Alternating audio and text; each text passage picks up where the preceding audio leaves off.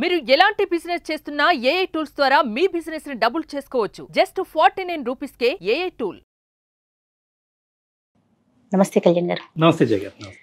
కళ్యాణ్ గారు, రాజేష్ అనే ఒక వ్యక్తి మనకు మెయిల్ చేశారండి. తన పర్సనల్ ఇష్యూకి సంబంధించి మెయిల్ చేశాడు. ఎన్ని మలుపులు అంటే ఒక జీవితంలో ఇన్ని మలుపులు ఉంటాయా అని ఆలోచించాల్సిన పరిస్థితి. ప్లస్ మనం ఎప్పుడు చాలా వరకు చూస్తూ ఉన్నాం వచ్చే కేసుల్లో రివెంజ్ తీర్చుకోవటం, టైం కోసం వెయిట్ చేయటం, ఆ టైం దొరకగానే నేనేంటో ప్రూవ్ చేయటం అనే అంశం ఎక్కడికెక్కడికో వెళ్ళిపోతుందండి. అంటే సర్దుకుపోయే తత్వం అనేది కొంత తగ్గిపోతుంది అన్ని వైపులా కూడా. కరెక్ట్. దీనికి సంబంధించిన విషయమేనండి. మరి రాజేష్ కాల్ చేసేనా? తప్పకుండా మేడం. అంటే వైఫ్ తో మేడం, వైఫ్ తో గురించి అతను చెప్తున్నాడు. అవును అవును, మ్యారేజ్ అయింది, ఇప్పుడు ఆవిడ సర్దుకుపోయే ధోరణిలో ఆవిడ కనిపించట్లేదు. దానికి సంబంధించి ముందు కొన్ని ఇష్యూస్ ఉన్నాయి. ఇప్పుడు సందర్భం కాబట్టి తను రివెంజ్ తీర్చుకోవటం.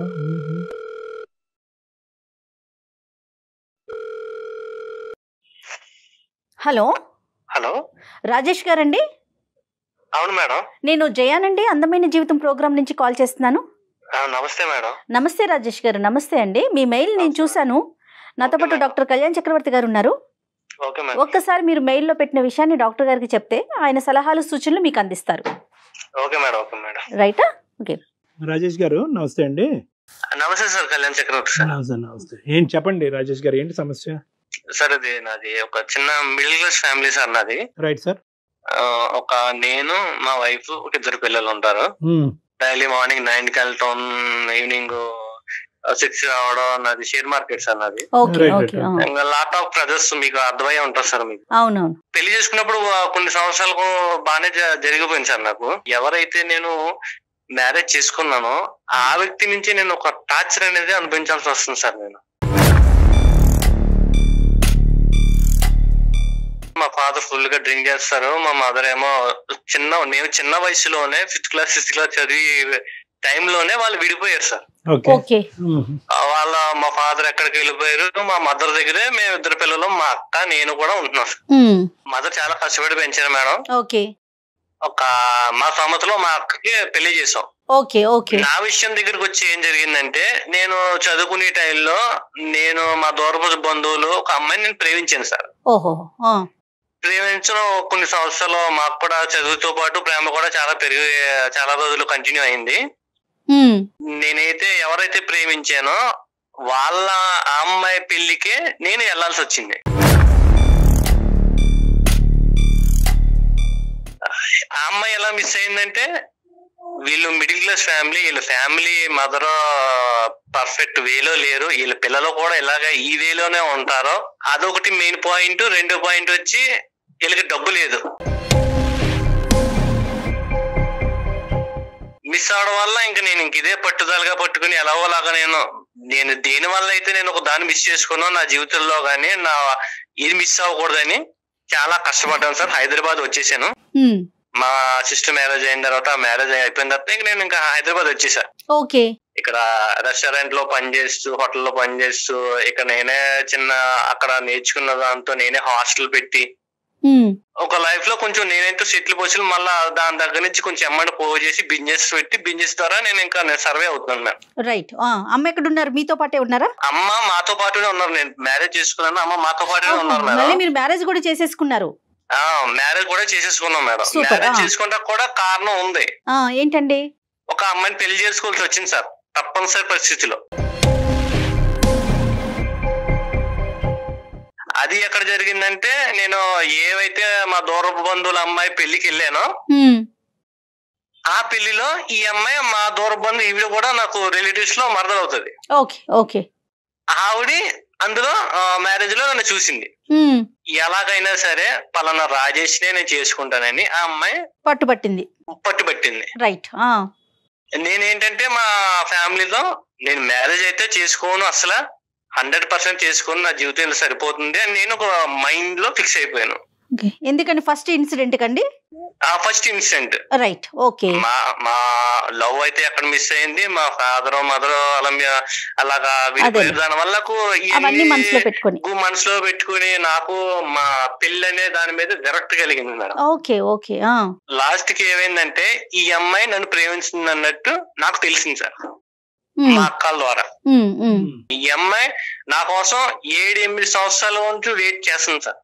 ఒక మనల్ని ప్రేమించే వ్యక్తి మన జీవితంలోకి వస్తే ఎంత అద్భుతంగా ఉంటుందో సినిమాలో చూపించినట్టు మనకు కూడా కొంచెం చాలా బాగుంటది, మన దిశ దశ మారిపోతది అని అదొక కాన్సెప్ట్ తో నేను చేసుకున్నాను. చాలా రిచ్, కొంచెం 50 ఎకరాల పొలాలు ఉన్నాయి, నగలు ఉన్నాయి, నట్లు ఉన్నాయి, ఇంకా ఫ్యామిలీ బ్యాక్గ్రౌండ్ కూడా చాలా పెద్దది.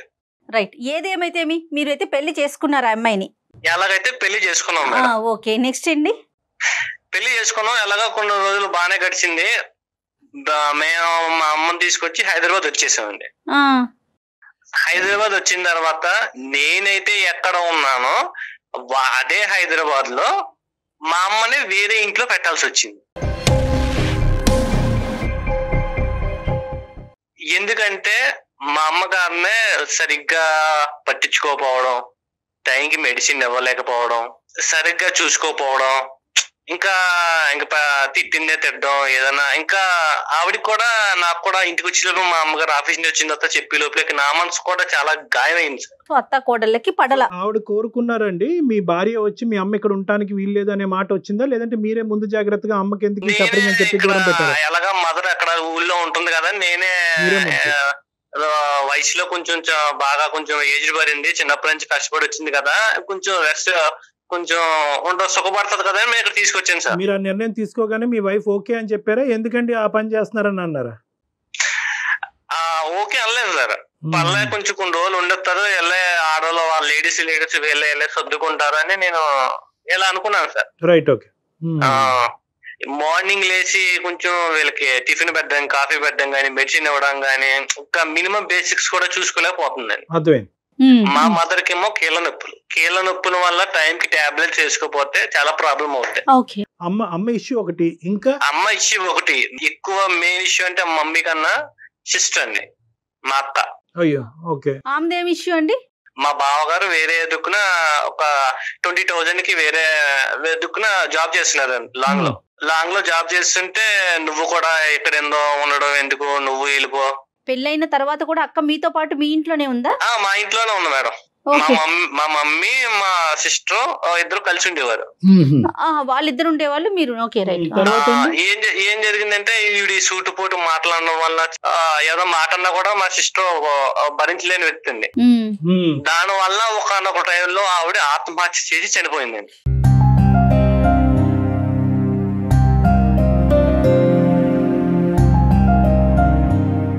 పిల్లలు ఉన్నారా రాజేష్ గారు? పిల్లలు ఒక అమ్మాయి ఉన్నదండి మేనకోళ్ళలో. సిస్టర్ చనిపోయిందన్న బాధ ఒకటి.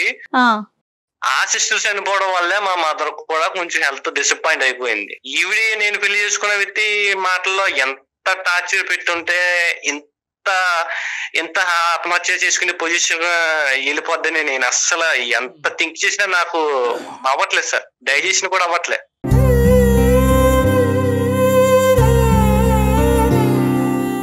కానీ అది మనం కొరిలేట్ చేసుకోగలం అనేది ఇక్కడ చూసుకోవాలి. అంటే కేవలం మీ భార్య అన్నటువంటి మాటలకే మీ సిస్టర్ చనిపోయిందా, లేదంటే వేరే కారణాలు? ఓన్లీ మా భార్య అన్న విషయాల వల్లనే ఈమె చనిపోయిందండి. ఆల్రెడీ ప్రీవియస్ గా కాల్ మాట్లాడినప్పుడు ఇలాగా మీ మిస్సెస్ ఇలా ఉందిరా ఇలా ఉందని మా సిస్టర్ నాకు చెప్పి చెప్పేది మా సిస్టర్ నాకు చెప్పేది. అలా కదా, అంత జరిగినా కూడా సొంత అక్కనే మీరు పోగొట్టుకున్న తర్వాత కూడా మీరు మీ భార్యతో బానే ఉండేవారా? అంటే మీకు ఎక్కడ కూడా మీ ఇద్దరి మధ్యన డిఫరెన్సెస్ బాగా పెరిగిపోయి ఉండాలి. మా అమ్మ హెల్త్ బాగోవడం వల్ల ఈవిడి నీ వల్లే చనిపోయిందని నేను అనడం వల్ల ఈవిడికి నాకు నేను నీకు బోలంతా డబ్బు ఇచ్చి కొనుక్కున్నాను, నీకు ఎంత కట్నం ఇచ్చాను, నీ వల్ల నువ్వు నాకు దక్కు, ఇవన్నీ లాట్ ఆఫ్ ఇష్యూ వల్ల మా డైలో గొడవలు అయిపోవడం, పిల్లల ముందేమో పిల్లలు ఏడ్ చేయడం. అదేలేండి, మొత్తం మీద ఇప్పుడు ఏంటంటే ఆ అమ్మాయి వెంటబడటం అనేది ఒకే సబ్జెక్ట్ కాకుండా ఆస్తిపర్రాలు అందమైనటువంటి అమ్మాయి 6 సంవత్సరాలు బట్టి వెంటబడుతుంది. ప్లస్ మోస్ట్ ఇంపార్టెంట్ ఏంటంటే మీకు వచ్చిన కట్నం బట్టి కూడా మీరు అట్రాక్ట్ అయ్యారులేండి. ఇక్కడ డబ్బు అనేది ఒక ప్రధాన కట్నం బట్టి కూడా అట్రాక్ట్ అయ్యాను. నా లైఫ్ లో కూడా రేపు పొద్దున్న మనీ పరంగా ఏ ట్రబుల్ రాకుండా, ఆ వ్యక్తి కూడా అంత అందగత్త అమ్మాయి అయితే కాదు, యావరేజ్, బిలో యావరేజ్. సరే, అందం మాట పక్కన పెడితే కనుక డబ్బు ద్వారా కొద్దిగా సెటిల్ అవ్వచ్చు అనే ఉద్దేశం అయితే మీకు ఉంది పెళ్లి చేసుకున్నప్పుడే. అదే ఇప్పుడు అమ్మాయి బ్రహ్మాస్త్రం కింద వాడుతుంది. నన్ను పెళ్లిలో కోరుకున్న కారణం ఏంటంటే నేను హైట్ ఉంటాను, కొంచెం తెల్లగా ఉంటాను, ఇవన్నీ చూసే కోరుకున్నా సార్. నేను నేను ఎలా ఆవిడ ఎలా కోరుకుందో నేను కూడా ఆశ చూసి అలా కోరుకున్నాను సార్. ఆవిడ ఈయన అందం చూస్తే ఈయన ఆవిడ ఆస్తి చూసారు. మొత్తానికి ఇద్దరు కలిపి మీ అమ్మగారిని చూడలేకపోతున్నారు, అది ఇక్కడ బ్యాడ్ లక్. మా అమ్మగారు చూడలేకపోతున్నారు. అక్క వాళ్ళ పాప ఎక్కడుంది? అమ్మానో పాప ఉంటున్నారా? అమ్మ వాళ్ళ మా ఇంటి కాడే పక్క స్ట్రీట్ లో హైదరాబాద్ లో ఉండాల్సి వస్తుంది మేడం. రైట్. పాప ఏం చదువుకుంటోంది? Pre KG. వాళ్ళ ఫాదర్ చూసుకుంటారా పాపకి సంబంధించి? వాళ్ళ ఫాదర్ మా సిస్టర్ అయితే ఎప్పుడైతే చనిపోయిందో అప్పటి నుంచి మా బావగారు అనేవారు పట్టించుకోవడం మానేసారు సార్. రైట్. ఒక మేనకోడలు అనేది ఇంకా నాకు కూడా ఒక కూతురు టైప్ ఇంకా చూసుకోవాల్సి వచ్చిన పరిస్థితి వచ్చింది. మీ మదర్ ని దూరం పెట్టిన తర్వాత మీ ఇద్దరు వరకు అయితే మీకు అది బాధాకరమైనా కూడా మీ ఇద్దరు హ్యాపీగా ఉన్నారా? హ్యాపీగా అయితే లేదు సార్, నేను చాలా నరకం అనిపిస్తున్నాను సార్. నేను ఎంతకాలం అయింది అమ్మని దూరం పెట్టి? 1 year అవుతుంది సార్. రోజుకి ఎన్నిసార్లు వెళ్ళి వస్తా ఉంటారు అమ్మ దగ్గరికి? అసలు వెళ్తారా? అమ్మ దగ్గరికి వెళ్ళనిస్తుందా నీ భార్య? అమ్మని చూసుకొని ఇస్తుందా? బాగోగులు అమ్మను నేను చూసి వచ్చాను, వాళ్ళకి ఏమైనా కొనిపెట్టాను, ఏమైనా చూసింది అనుకోండి, పెద్ద ఆ రోజంతా నైట్ అంతా ఒక 24 గంటలు కూడా గొడవ అవుతుంది. సో దూరం పెట్టడం వల్ల మీరు సుఖంగా లేరు, ఆవిడ సుఖంగా లేరు. ఆవిడ కూడా సుఖంగా లేదు. రైట్. ఓకే. ఇప్పుడు ఏమంటదండి? ఇంకా ఏంటి ఆవిడ కోరికలు చిట్టా? మీరేం ఎక్స్పెక్ట్ చేస్తున్నారు? మనకి ఎందుకు మెయిల్ చేశారు? మెయిల్ చేయడం కారణం ఏంటంటే నాకు వీలైతే నాకు డైవర్స్ తీసుకోవాలి, ఇంకా ఈ వ్యక్తి మీద నాకు విరక్తి, అసహ్యం, ఇంకా మొత్తం అన్ని ఇంకా ఏవైతే పదాలు అయితే ఉన్నాయో మొత్తం అన్ని అనిపించింది సార్. అది అసలు వికారం వచ్చింది నన్ను. ఫస్ట్ ఆఫ్ ఆల్ ఏంటంటే వికారం వచ్చింది. ఇంకా నేను నా లైఫ్ లో ఎంత బాగుండేదో పెళ్లి కాకముందు, ఈ వ్యక్తి నాకు పెళ్లి అయిన తర్వాత రావడం వల్ల నాకు జీవితం మీద విరక్తి కలిగింది. ఇంకా ఎప్పుడైనా మాట్లాడారా? అమ్మని పాపని మీ మేనకోడల్ని చూసుకోవాల్సిన బాధ్యత మీదే కాబట్టి ఈ విషయం తనకి ఎప్పుడైనా చెప్పారా? చెప్పా మేడం. ఏమంటారు తను?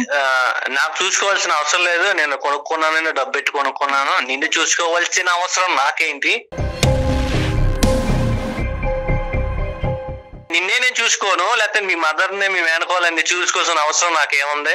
బేసికలీ ఏంటంటే ఎప్పుడైతే మీ సిస్టర్ చనిపోయిందో అప్పటి నుంచి ఆవిడ చనిపోవటానికి ఈ అమ్మాయి కారణం అన్నట్టుగా మొత్తం అందరూ విరుచుకుపట్టడం వల్ల ఆ అమ్మాయి కూడా మానసికంగా ఇబ్బంది పడిందేమో. అసలు ఆ అమ్మాయి యాంగిల్ ఏంటో ఒకసారి విందాం. ఉందా ఆవిడ?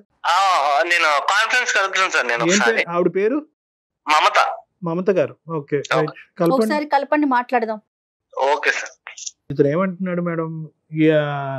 నేను అక్కడ మనసు ఇరిగిపోయింది, ఆ ప్రేమ కరెక్ట్ కాదనే ఉద్దేశంతో పెళ్లి చేసుకోవాలనే ఉద్దేశం లేనుకున్న వ్యక్తి ఈవెన్చువల్ గా పెళ్లి చేసుకున్నాడంటే దానికి కేవలం ఆ అమ్మాయి వెంట పట్టడమే కాదు, ఇతను అడ్వాంటేజ్ కూడా చూసుకున్నాడు. ఆ అడ్వాంటేజ్ ఒకటే కనిపించింది కానీ అసలు ఈ అమ్మాయి ఎవరు, ఎలాంటిది, ఎలా పెరిగింది అనేది ఆ విశ్లేషణ జరగలేదు. హలో ఏంటండి? ఎక్కడున్నావు? ఇంట్లోనే ఉంటాను. ఎక్కడుంటాను? ఏం చేస్తాను? ఇంట్లో ఏదో ఒక పని ఉంటది కదా, పని చేసుకుంటూ ఉంటాను. మా అమ్మకి ఒంట్లో బాగోలేదు, మెడిసిన్ పట్టుకెళ్ళి ఇచ్చావా? నేను ఎందుకు ఇవ్వాలి? మీరు ఇవ్వచ్చు కదా. మా అమ్మ వండుకునే పరిస్థితి లేకే కదా నిన్ను పట్టుకెళ్ళమంటా. నాకేంటండి, నాకేం పని లేదనుకున్నారా? ఇంట్లో ఎక్కడ పని అక్కడే ఉంది, నేను పని చేసుకుంటూ ఉన్నాను. నాకు పని పాట ఏం లేదా? నేను ఇచ్చుకుంటూ పోవాలా? నీకు ఇంట్లో 2 పిల్లలు, నేను నువ్వు ఉన్నావు, ఇంక నీకంత పని ఏముంది? అయినా కాకపోయినా ఎంత పని ఏంటండి? ఆవిడ అన్నం వండుకుంటుంది, నువ్వు కూర పట్టుకెళ్ళి ఇవ్వలేవా? కనీసం మెడికల్ షాప్ కి వెళ్ళి. నేను ఇవ్వనండి, నాకంత ఓపిక అసలు లేదు, నేను ఇవ్వను, మీరు ఇవ్వండి. ఇవన్నీ బాధలు నేను భరించలేకే అందమైన జీవితం అనే ప్రోగ్రామ్ నేను కాల్ చేశాను, మెయిల్ చేశాను. ఎవరికి? మమత, సారీ, నా పేరు డాక్టర్ కళ్యాణ్ చక్రవర్తి అమ్మ. ఇప్పుడు బేసికలీ ఏంటంటే రాజేష్ గారు మాకు ఫోన్ చేశారు. అంటే అతను పెళ్ళైనప్పటి నుంచి అతను పడేటటువంటి ఇబ్బందులు అవన్నీ చెప్పాడు. సరే, మేమేమి వన్ సైడ్ అనేటటువంటిది మేమేం మాట్లాడలేదు కాదయ్యా, ఆవిడ ఏ విధంగా ఇబ్బంది పడుతుందో ఈ మ్యారేజ్లో అనేది కూడా మనం తెలుసుకుందాం, ఒకసారి ఫోన్ కలుపు అంటే కనుక మీకు కలపడం జరిగింది. సో నేను మిమ్మల్ని ఏం చేయమనట్లేదమ్మా, ఒక 2 నిమిషాలు నా మాట వినండి అని అంటున్నాను. ఇప్పుడు మీ తర్వాత నువ్వు మాట్లాడదే గానీ సర్లే ఇంకా నా పరువు తీసింది కాక ఇంకా టీవీలో న్యూస్లో వాటిలో వీటిలో వేస్తున్నావా? అమ్మ ఇది ఎక్కడ కనిపించే విషయం కాదమ్మా. నాకు ఎలాగా అవకాశం ఇవ్వో, కనీసం డాక్టర్ గారు కూడా సార్ కూడా అవకాశం ఇవ్వో అని అడుగుతున్నాను నేను ఏమని చెప్తున్నా అంటే రెండు పదాలు మాట్లాడుతున్నాను ఇక్కడ. ఏంటంటే ఆ అబ్బాయి అతని జీవితంలో హ్యాపీగా లేడంట, అక్కను పోగొట్టుకున్నాడు, తల్లిని దూరం చేసుకున్నాడు. అయినా కానీ ఇన్ని జరిగినా కూడా నాకు నా భార్య మధ్యన సఖ్యత లేదు, కేవలం వీళ్ళు గురించే కాదు, మీ ఇద్దరం హ్యాపీగా ఉండలేకపోతున్నాం, బయటపడాలి అనే ఆలోచన ఉన్నా కూడా బయట పడలేనటువంటి పరిస్థితి, ఎందుకంటే 2 పిల్లలు ఉన్నారు అనే అంశంతో మా ముందుకు వచ్చాడు. సో మేమేమన్నాము, అవునయ్యా అలా అయిపోయిందా, ఉండు మీ ఆవిడకి ఫోన్ కలుపు, ఆవిడ గట్టిగా బుద్ధి చెప్పాలి అని అనలేమేమో. మేమేమన్నాము, ఏదో ఆవిడ వర్జన్ కూడా ఉండుంటుంది అయ్యా, బహుశా ఆవిడ కూడా ఎక్కడో బాధపడి ఉంటుంది, ఒకసారి ఫోన్ కలిపితే కనుక ఆవిడతో మాట్లాడదాం అని చెప్పి మీ మాట వినటం గురించి మీకు ఫోన్ కలపమన్నాం.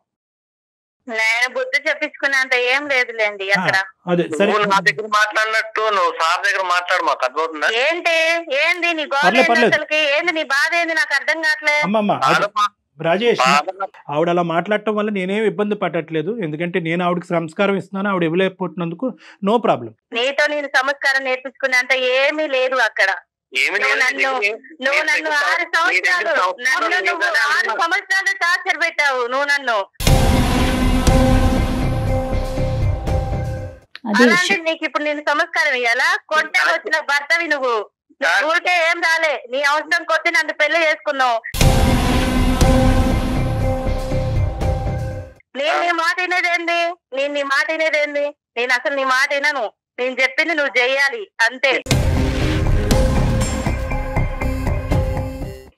చెప్పింది చేయడానికి నేనే నీ చేతిలో ఉన్న రిమోట్ కాదు, నేను ఒక నీ అవసరం బట్టి 10 లక్షలు తీసుకొని పెళ్లి చేసుకున్నావు, ఆ రోజు గుర్తుకు రాలేదా ఇవన్నీ? ఈ 10 లక్షలు నువ్వు ఎప్పుడు ఇచ్చావు? నేను ఈ 10 లక్షలకే 10కి 10 కలిపి నేను సంపాదించాను నా కష్టంతోను. ఒకప్పుడు రాజేష్ కాదు నేను, ఇప్పుడు మారాను, అర్థమవుతుందా? ఎప్పుడు నీ తమ్ములతో నీ సొగ్గులతో తిరుగుతున్నాను అనుకున్నావా? నేను కష్టపడ్డాను, అర్థమవుతుందా? అందరికి తెలుసు, మన బంధువులకి అందరికి తెలుసు, నువ్వు కొత్తగా చెప్పుకొని తిరగాల్సిన అవసరం ఏం లేదు. నువ్వు మహానటుడివి, మనుషుల ముందు ఒకలాగుంటావు, మనుషుల తర్వాత ఒకలాగుంటావు. నేను మహానటుడు అంటే నువ్వు మహానటి.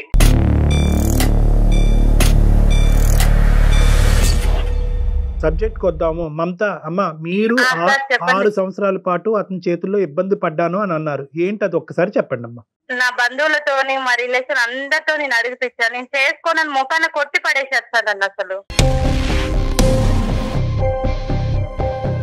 చేసుకోనని కొట్టి పడేసి ఆ తర్వాత నేను అలానే 6 సంవత్సరాలు నరకం అనుభవించాను సార్. చేసుకోవాలని నువ్వప్పుడు 6 సంవత్సరాలు నరకం అనిపించేవాని, ఇప్పుడు నాకు 6 సంవత్సరాలు నరకం అనిపిస్తున్నావా? నేను నీకేం నరకం చెప్పట్లే, నేను మాట్లాడే మాటలు నీకు నొచ్చాక నీకు నరకం అనిపిస్తుందేమో. నీకు ఆ రోజు నా డబ్బు అవసరం ఉండి నన్ను చేసుకున్నావు అంతే, నాతో నువ్వేనాడు ప్రేమగా ఉండలేదు కదా. నాకు డబ్బు అవసరం, నీకు అందం అవసరం కాబట్టి నన్ను చేసుకున్నావు. ఒక పెళ్లి అనే పవిత్రమైన బంధాన్ని ఎవరికి ఇష్టం వచ్చినట్టు మాట్లాడేసుకుంటున్నారు మేడం. చేస్తాడు, మనుషుల ముందర ఒకలాగుంటాడు, మనుషుల తర్వాత ఒకలాగుంటాడు. ఇంత నటించేవాడు నాకు అసలు నచ్చదు మేడం. మనుషులు వెనకాతలు ఎలా ఉంటాడో ఒకసారి చెప్పమ్మా. ఇంతే సార్, అసలు మనిషితో ప్రేమగా ఏనాడు ఉండదు. ఆయనకి ఏదో డబ్బు అవసరం ఉండి నన్ను చేసుకున్నాడే గాని. వాళ్ళ సిస్టర్ చనిపోవటానికి మీరే ప్రేరేపించారంట ఆవిడ అనుకోండి. ఆమె చిన్న చిన్న మాటలకి విషయం చేసుకుంటారు సార్. మనం నవ్వుకుంటా వదిన మర్దలు అన్నప్పుడు నవ్వుకుంటే ఒక మాట అంటాం కదా, దానికే విషయం చేస్తుందామా. నవ్వుకున్న విషయాలకే చనిపోయిన వ్యక్తి ఎప్పుడైనా ఈ న్యూస్ పేపర్ లో కానీ వార్తల్లో ఎక్కడైనా వచ్చినట్టు మరి చిన్న చిన్న మాటలకి ఏవో ఎవరిని చూపిస్తుంటే మరి నేనేం చేసేది మధ్యలో? చిన్న చిన్నటికి ఫెయిల్ కావడం, చిన్న చిన్నటికి చీర ఒక బల్ల వేసుకోవడం, మరి అలా చచ్చే వాళ్ళని ఎన్నిసార్లు ఆపుతాం సార్ మనం? సరే సరే, కానీ వాళ్ళ తల్లి ఈ రోజు బయట ఉండవలసినటువంటి పరిస్థితి ఏంటమ్మా? అంత కష్టపడి పెంచినటువంటి తల్లి అవసరమే లేదు సార్, అవసరమే లేదు. ఏంటి అంత ఆవిడ చేయకూడనటువంటి తప్పేంటమ్మా మీ అత్తగారు? నేను చెయ్యాలి సార్, అసలు వాళ్ళకి నేను ఎందుకు చేయాలి? నాకేం అవసరం, నాకేం పని ఏం లేదా? నాకు ఇంట్లో 2 పిల్లలు చాకరీ చేశాను, నా భర్త చాకరీ చేస్తాను, నేను అలానే ఉంటాను. ఏమన్నంటే విడాకులు ఇస్తాను అంటున్నాడు. బాధ్యత రాహిత్యంగా నువ్వు మాట్లాడక అర్థమవుతుందా? నీ తల్లిని చూసుకోవటం అనేది ఎంత బాధ్యత, మీ అత్తగారిని చూసుకోవటం కూడా అంతే బాధ్యత. రేపొద్దున నిన్ను చూసుకునేటటువంటి బాధ్యత నీ పిల్లల చేతిలో ఉంటారు. సో ఇవన్నీ వదిలేసి నేనెందుకు చూసుకోవాలి, నేను చూసుకోనండి అంటే కనుక ఓన్లీ ఎర్రగా బుర్రగా ఉన్నటువంటి మొగుడిని ఒక్కడనే ఉంచుకుని అతను చూసుకోవటం ఒక్కదాని గురించేనా పెళ్లి అనేటటువంటిది? నేను ఆయన ఒక్కరినే చూసుకుంటా సార్, వాళ్ళ అమ్మతో నాకు అవసరం లేదు. అది నేను నా వాళ్ళ అమ్మ పిల్లల లేకుండా ఆయన జాగ్రత్తగా- ఎక్కడి నుంచి వచ్చారమ్మా? అదేమన్నా బ్రహ్మ పదార్థమా పైనుంచి ఊడిపడను? మేడం అంత ప్రేమ ఉన్నాయన, మరి అదే 6 సంవత్సరాల ముందుకు నా రిలేషన్ తో అడిగిస్తాను, మరి ఆ రోజు లేదా నా మీద ప్రేమ? అదేంటమ్మా, ఒక వ్యక్తి, అది ఒక మనసు, తనకి నచ్చితే పెళ్లి చేసుకుంటాడు, లేకుంటే లేదు. ఆయనకు నొచ్చి నన్ను ఏనాడు చేసుకోలేదు మేడం, అతనికి నొచ్చి నన్ను పెళ్ళే చేసుకోలేదు. ఏ అక్క అయితే మన పెళ్లికి కలిపిందో ఆ అక్కనే దూరం చేసాం, మా అక్కనే. ఆమెకి చావే ప్రస్కారం అనుకొని చనిపోయింది, దానికి నేనేం చేయాలి? ఏం చెయ్యాలి ఏం చేయకూడదు అన్నది తీసి పక్కన పెట్టామ్మా. మీ కళ్ళు ఎదురుగుంటూ ఉన్న ఒక ఆడపిల్ల చనిపోయింది. అది దాని గురించి మీకు కొద్దిపాటి జాలి దయ సానుభూతి కూడా లేకుండా ఏదో పోయిందిలేండి ఎంతకాలం కాపాడుతాం అని చెప్తే కనుక ఈరోజు వాళ్ళ సిస్టర్ చనిపోయిన రోజే నిన్ను దూరం చేసుకోవచ్చు నీ భర్త. వాళ్ళ సిస్టర్ యొక్క చావు కారణం అనుకునేటటువంటి వ్యక్తి ఈరోజు భార్యను పక్కన పెట్టుకుని ఈరోజు తల్లి కూడా దూరం అయిన తర్వాత కూడా మళ్ళీ భార్య దగ్గరే ఉండేటటువంటి వ్యక్తిని నేను చూడలే.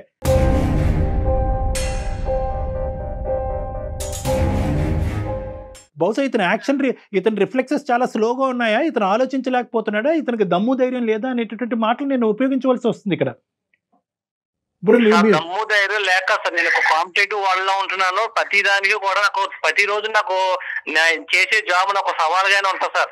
ఆ సవాళ్ళు ఎదుర్కోవాలా లేకపోతే కుటుంబ మా అమ్మ సంబంధించింది, మా వైఫ్ సంబంధించి, పిల్లలకు సంబంధించిన పరిష్కారాలు నేను ఎదుర్కోవాలి సార్. నీకు మీ అత్తగారి మధ్యన ఉన్న డిఫరెన్స్ చెప్పలేదు, కేవలం ఒకే మాట అంటున్నావు, నేను ఎందుకు చూడాలి, నా పిల్లల్ని చూస్తాను, నా భర్తను చూస్తాను, ఆవిడని చూసుకుని ఈ విధంగా నీ హక్కుల గురించి మాట్లాడితే అతను కూడా అతని హక్కుల గురించి మాట్లాడే పరిస్థితి వస్తుంది, పిల్లలు అన్యాయం అయిపోతారు. ఒకటి రాజేష్, ఇక్కడ చాలా ఇంపార్టెంట్ పాయింట్, పునాది ఎక్కడ పడింది అంటే కనుక ఖచ్చితంగా 10 లక్షలతో నువ్వు వ్యాపారం పెట్టుకున్నావా లేదా, ఈ రోజు నువ్వు సెటిల్ అవడానికి 10 లక్షలు కారణమా కాదా?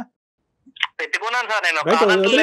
ఒకటి కట్నం ఎందుకు తీసుకున్నారనేటటువంటి అంశం, కట్నం తీసుకుంటే కనుక అవకాశం దొరికినప్పుడు ఎలా మమత లాంటి వాళ్ళు మీతో పేకాట ఆడుకోవచ్చు అనేది ఇక్కడ చూసాం. ఓకే, ఇది నెంబర్ 1.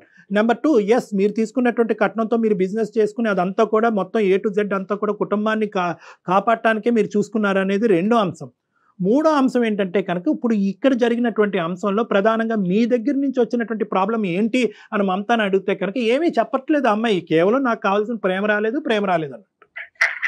ఇది ఆయనకి పర్సనల్ గా డబ్బు అవసరం ఉండి నన్ను పెళ్లి చేసుకున్నాడే గాని ఆయన ప్రేమతో ఏనాడు నన్ను పెళ్లి చేసుకుంటాను ముందడిగేలే కదా సార్. అమ్మా, బిజినెస్ అనే కాన్సెప్ట్ తోనే పెళ్లి చేసుకున్నారు. అతని అందం గురించి నువ్వు 6 సంవత్సరాలు వెయిట్ చేసి నువ్వు నీ డబ్బు గురించి అతను చేసుకున్నాడు. ప్రేమ ఆప్యాయతలు అనేటటువంటిది పెళ్లి అయినప్పుడు లేవు, ఇప్పుడు కూడా ఉన్నాయా లేదా అనేది చాలా పెద్ద క్వశ్చన్ మార్క్. ఎక్కడా కూడా ప్రేమ ఆప్యాయతలు అనేటటువంటి ఫౌండేషన్ మీద మీ వ్యవహారం నడవలేదు అనేది నేను బల్లగుద్ది చెప్పగలను. నా కుటుంబ జీవితంలో మా అమ్మ మా నాన్న ఎలా విడిపోయారో దాని వల్ల ఎన్ని ఫలితాలు అనేది మనకి డిసడ్వాంటేజ్ వచ్చాయో, రేపొద్దున నా ఇద్దరు పిల్లల జీవితాలు కూడా కొంచెం ఒక మంచి దారిలోకి వెళ్ళాలనే నేను మిమ్మల్ని సంప్రదించాల్సి వచ్చింది. మీ ఆలోచన కరెక్టే, కానీ ఇక్కడ మీరు ఏదైతే వాతావరణాన్ని ప్రపంచాన్ని మీ తల్లిదండ్రులకి మీ పిల్లలకి చూపెడుతున్నారనేది ఇంకా ఇంపార్టెంట్ ఇష్యూ. ముసలి వయసు వచ్చి పెద్ద వయసు వస్తే తల్లిని ఇలా బయటకు మెడపట్టుకుని గెంటేసి పక్కింట్లో పెట్టి ఆవిడకి జబ్బు పడినా కూడా ట్యాబ్లెట్లు ఇవ్వకూడదు అనమాట. ఒకప్పుడు అలా ఇస్తానన్నా కూడా నా భార్య కానీ నా భర్త కానీ అలా ఇస్తానని డిసైడ్ చేసుకుంటే మనం వాళ్ళని పట్టుకుని వెనక్కి లాగేయాలన్నమాట అనేటటువంటి ఈ మానవతా విలువలు కూడా మీరు తెలిసి తెలియకుండా ఆ పిల్లలకు చూపెడుతున్నారు. ఇది కూడా గుర్తుపెట్టుకోండి. సో ఎప్పుడు కూడా ఏంటంటే ఒక మ్యారేజ్ అనేటటువంటిది as long as it is advantages for every member of the family. అది మీ భార్యకు ఉపయోగపడాలి, మీకు ఉపయోగపడాలి, మీ పిల్లలకు ఉపయోగపడాలి. అంతేగాని దాన్ని ఏదో విధంగా మా తల్లిదండ్రులకి ఇలా జరిగింది కాబట్టి 100 106 ఇలా కొట్టుకు సచ్చైనా కూడా ఇద్దరం కలిసే ఉంటాం అనే కాన్సెప్ట్ కరెక్ట్ కాదండి. అది పద్ధతి కూడా కాదు, అది పిల్లలకు కూడా మంచిది కాదు. 200% కరెక్ట్ కళ్యాణ్జీ. దాని ఇంపాక్ట్ పిల్లల మీద ఉంటుంది. ఇప్పుడు ఆ అమ్మాయికి ఎక్కడా కూడా మీ సిస్టర్ చనిపోయింది అనేటటువంటి సానుభూతి కానీ అయ్యో పాపం నేను కాదండి అని చెప్పడం వేరు. ఇక్కడ పాయింట్ ఏంటంటే ఏమండి నేను కాదండి, ఆ అమ్మాయి మెంటాలిటీ అలా ఉంది కాబట్టి ఆ అమ్మాయి చచ్చిపోయిందండి, ఆ అమ్మాయి చనిపోయినందుకు మా భర్త కంటే నేనే ఎక్కువ బాధపడ్డాను అనే కాన్సెప్ట్ డిఫరెంట్. అలా కాదు, పోయేటటువంటి వాళ్ళని మేము ఎలా ఆపుతామని చెప్పి మానవతా హృదయం లేనటువంటి విధంగా ఆ అమ్మాయి మాట్లాడుతుంది చూడండి. అది నన్ను చాలా బాగా కలిచివేసిందండి. మమత నువ్వేమన్నా అనుకో అమ్మ. నెంబర్ 1. నెంబర్ 2, ఒక్క 0.5% పాయింట్ కూడా మీ అత్తగారిని దూరం పెట్టడం గురించి నువ్వు ఒక్క మాట చెప్పలేదు. అది అతని హక్కు, అతని హక్కు. అతని తల్లి దగ్గర ఉండవలసిన, తల్లిని దగ్గర పెట్టుకుని కాపాడవలసినటువంటి బాధ్యత అతని హక్కు. రేపొద్దున పిల్లలు ఏమవుతారో మనం పెంచేటటువంటి విధానం ఉంటుందండి, దాన్ని బట్టి చూసుకుందాం అంటే కాదు. ఏదైతే దరిద్రం, ఏదైతే చండాలం మీ పిల్లలు చూడాలో ఆల్రెడీ వాళ్ళు చూసేశారు. సారీ, నా తప్పయింది, మీ అమ్మగారిని వెనక్కి తెచ్చుకుందాము, మీ అమ్మగారిని చూసుకుందాము, నేను మిమ్మల్ని బ్లేమ్ చేయను, మీరు నన్ను బ్లేమ్ చేయొద్దు, గతాన్ని వదిలేసి ముందుకెళ్దాం అనేటటువంటి ఒక్క పశ్చాత్తాపం నీలో వస్తే కనుక సరిపోతుందమ్మా. ఆయనకంత ఓపుకుంటే ఆయన చేసుకోనండి, నేను చేసేంత ఓపిక నాకు లేదు.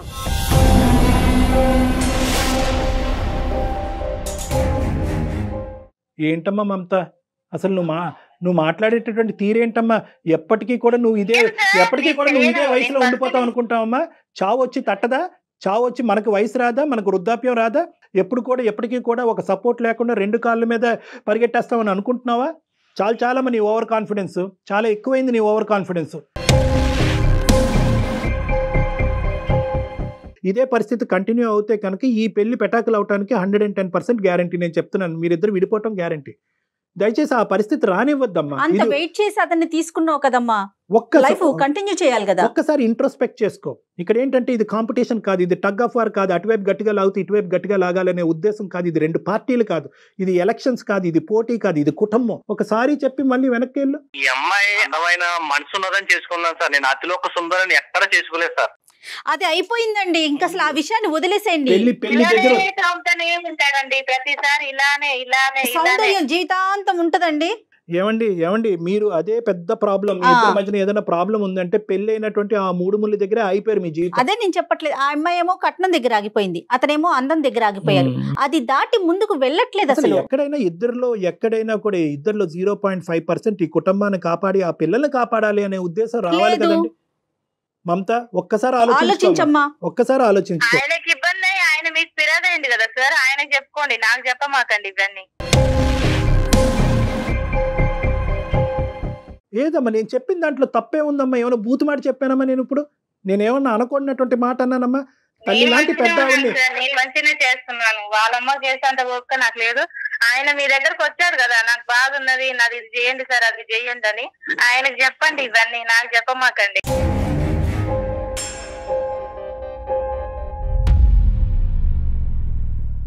ఆయనకి చెప్పాలంటే నువ్వు వినాలి కదమ్మా, ఇదంతా కనెక్టెడ్ సిరీస్ కదా.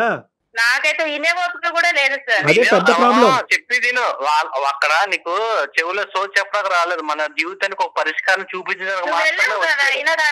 నీ భర్త ఈజ్ ఈక్వల్ టు మీ అత్తగారు, మీ భర్త గారి తల్లి గారు.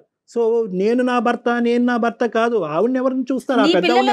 నా పిల్లలు అంటున్నావు కదమ్మా, నీ పిల్లలు వచ్చేసరికి చిన్న పిల్లల్ని పెట్టుకొని నువ్వు నా పిల్లలు అంటున్నావే. అంత ఎత్తు ఎదిగిన మనిషి, అంత పెద్ద వ్యక్తిగత అబ్బాయి మీ హస్బెండ్, ఆమెకి తల్లికి ఉండదా? ఆయన కోపుకుంటే ఆయన చేసుకోండి మేడం. మళ్ళీ ఓపిక ఏంటమ్మా? మళ్ళీ ఓపిక దగ్గరికి ఎందుకు వస్తావు? ఒక పని చేద్దాం మమత, ఒక పని చేద్దామా? చెప్పండి. బహుశా మేము చేసినందుకు, చెప్పకుండా చేసినందుకు ఇంకో కారణం వల్ల నా మీద కూడా నీకు కోపం ఉండుంటది. ఆ కోపంలో మాట్లాడే మాటల్లాగా అనిపిస్తుంది. ఇద్దరు ఒకసారి నా దగ్గరికి వస్తారా? ఇది మంచి మార్గం. ఎందుకంటే ఇది అస్సలు విడిపోయేటటువంటి కారణాలు కాదు ఇవి. సో ఎంత కాదనుకున్నా కూడా రాజేష్లో ఒక ఓపిక, ఓర్పు ఉంది. నీలో కొద్దిగా ఓపిక, ఓర్పు, సహనం తెచ్చుకుని నన్ను ఒకసారి కలవండి, ఇద్దరుని మనం మాట్లాడుకుందాం ఒకసారి.